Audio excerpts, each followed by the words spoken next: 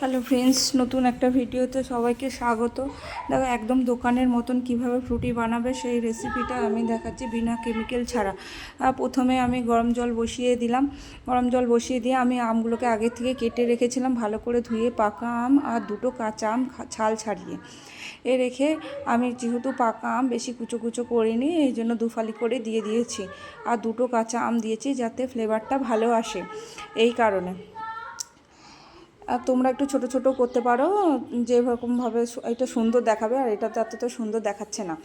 আর হচ্ছে এই ফুটে গেছে, আমি 5 মিনিট মতন ফুটিয়েছি, তাতেই সিদ্ধ হয়ে গেছে। তোমরা দেখতেই পাচ্ছ কেমন সিদ্ধ হয়ে গেছে, যে আমি হাতা দিয়ে তাও চেপে দেখে নিচ্ছি। আর উপরে যে ফেনাগুলো ছিল সেগুলোকে আমি ফেলে দিলাম হাতায় করে। এরপরে এটা ভালো করে সিদ্ধ হয়ে গেছে দেখে নিয়েছি। এরপরে এটা একটু কিছুক্ষণ রেখে দেবো। রেখে দেওয়ার পর ঠান্ডা হবে, ঠান্ডা হওয়ার জন্য একটু রেখে দেবো। রেখে দিয়ে এইটা জল থেকে ছেঁকে নেব। ছেঁকে নিয়ে এটা মিক্সির মধ্যে দিয়ে মিক্সি করব।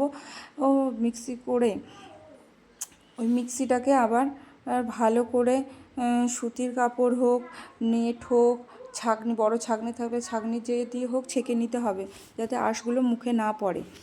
আমার কাছে নেট ছিল তাই আমি নেট দিয়ে ছেঁকে নিয়েছিলাম। এরপরে একটা কড়াই বসালাম।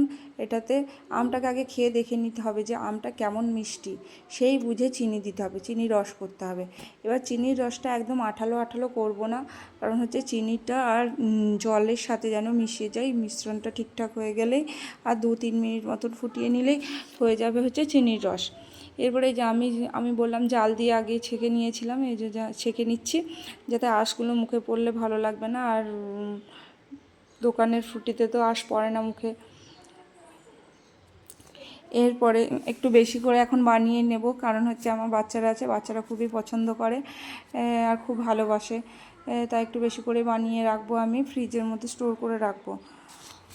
এরপরে চিনির রসের সাথে আমের রসটাকে ভালো করে মিশিয়ে নিলাম। মিশিয়ে নিয়ে 2-3 মিনিটের মতন জাল দিয়ে নেব। এটাকে জাল দিয়ে নেওয়ার পরে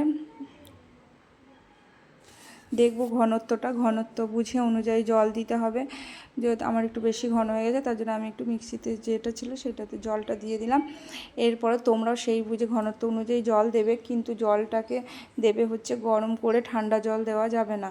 এটা যদি ফ্রিজে রাখার পরও যদি দেখো যে অনেক ঘন হয়ে গেছে, তাহলে জলটা গরম করে ঠান্ডা করে তারপরে মেশাতে হবে, তা না হলে খারাপ হয়ে যাবে। বাচ্চাদেরকে দিয়েছি, বাচ্চারা কেমন বলছে সেটা তোমরা নিজের মুখে এই শুনে কেমন হয়েছে। কেমন হয়ে গেছে?